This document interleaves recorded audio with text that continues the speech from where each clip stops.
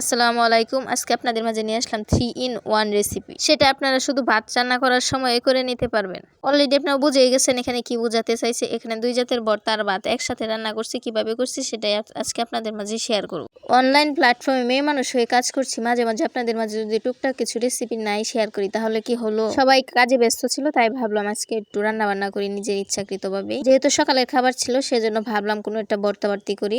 গিয়ে দেখি তিতা করলা পাইকা যাইতেছে, তাই ভাবলাম তিতা করলা সিদ্ধ করি, তিতা করলা ভর্তা আর ভেন্ডি ভর্তা করি। আর এই ভর্তাগুলো আমি অনেক দিন যাবত খাই না, আমারও মন চাইলো তাই ভাবলাম করেই ফেলি। পেঁয়াজ কাঁচামরিচ কুচিয়ে রাখছিলাম, আবার পাশাপাশি কাঁচামরিচ কিন্তু সিদ্ধও করছি। এগুলো একসাথে ডলে নিতেছি কারণ ভর্তা যখন করবো তখন আর কি পেঁয়াজ কাঁচামরিচ গুলো একটু আলাদা করে নেব। এমনিতেও আমি ঝাল জাতীয় খাবার খেতে পারি না, মানে এমনি গ্যাসের সমস্যা, আর ঝাল জাতীয় জিনিস হাতে ধরলে হাতও জ্বলে। তবু ভর্তাটা করে নিলাম যেহেতু সবাই ব্যস্ত, আর ভাবলাম একটু ভিডিও শেয়ার করি আপনাদের মাঝে, সেজন্য মূলত করা আজকের ভিডিওগুলো। দেখেন এই ভর্তাটা দেখলে কিন্তু অনেকে ভাত খাওয়ার চাইবে, মানে এটাও কিন্তু একটা ভর্তা হয়ে গেছে। তবে এরকম ভর্তা আমি খেতে পাই না কারণ প্রচুর ঝাল থাকলে এই ভর্তাগুলো খেলে আমার পেটে আর কি প্রচুর ব্যথা হয়, সেজন্য খাই না। এটা একটা ছবিও তুলেছিলাম, কোনো একদিন সকালে পোস্ট করবো ইনশাল্লাহ। পেঁয়াজ মরিচ ডলে নিয়েছি, 2 ভাগ করে নিয়েছি। তোলার জন্য কম নিয়েছি আর ভেন্ডি বেশি, সেজন্য ভেন্ডির জন্য একটু বেশি নিয়েছি। এখন ভেন্ডিগুলো ভালোভাবে ডলে নিতেছি। এগুলো তো ভাতের উপর সিদ্ধ করে নিয়েছি, আপনারা আগেই দেখে নিয়েছেন। ভেন্ডিগুলো একদম আবাতি ছিল সেজন্য অনেক সুন্দরভাবে সিদ্ধ হয়েছে। দেখেন একদম সফট হয়ে গেছে। ভর্তা করতেছি, ভর্তা করার সময় আমার বোন একটা কথা বলছিল, ওই কথাটা নাই বলি, তবে এই ভয়েস দেওয়ার সময় আর কি ওই কথাটা আমার মনে হয়ে গেছে।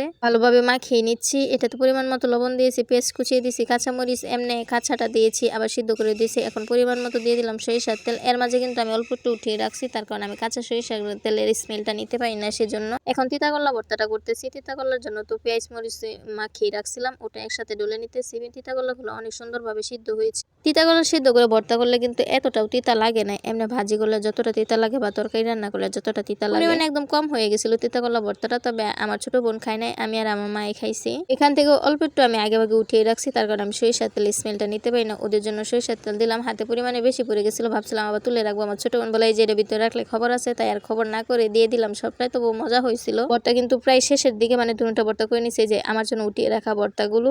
আর সাথে নিয়ে নিলাম গাওয়া ঘি। এই ঘি ছাড়া তো চলে না, গরম ভাত আর সাথে ভর্তা, সাথে যদি ঘি না হয় তাহলে কি চলে। ঘি আমার একটু বেশি প্রিয়। শুধু ঘি দিয়ে আমি লবণ দিয়ে ভাত মাখিয়েও খেতে পারি, মানে আমার ঘিটা একটু বেশি ভালো লাগে। ঘির স্মেলটা অসাধারণ। কে কে ঘি পছন্দ করেন অবশ্যই কমেন্ট করে জানাবেন। এই ঘিটা অনেক দূর থেকে আসছে, একজনে গিফট করছে। ঘি অনেকদিন যাবত ওনার গিফট খাইতেছি, সবাই ওনার জন্য দোয়া করবেন বেশি বেশি করে। কে কে খাবেন বলেন। বিসমিল্লাহির রহমানির রহিম। খাইতে বসলাম, এটা সকালের খাবার ছিল।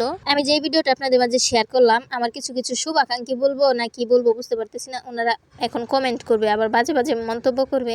এইসব খাবারও আবার অনলাইন প্ল্যাটফর্মে শেয়ার করতে হয়। আরে ভাই আমি যা করি তাই শেয়ার করবো, আপনাদের যদি সমস্যা থাকে আমার তাতে কিছু করার নাই, আমি সবই শেয়ার করবো। আমার ভালো লাগে আমি করি, আপনাদের ভালো লাগলে আপনারাও করতে পারেন। সবাই ভালো থাকবেন, সুস্থ থাকবেন, বেশি বেশি শেয়ার করবেন। আল্লাহ হাফেজ।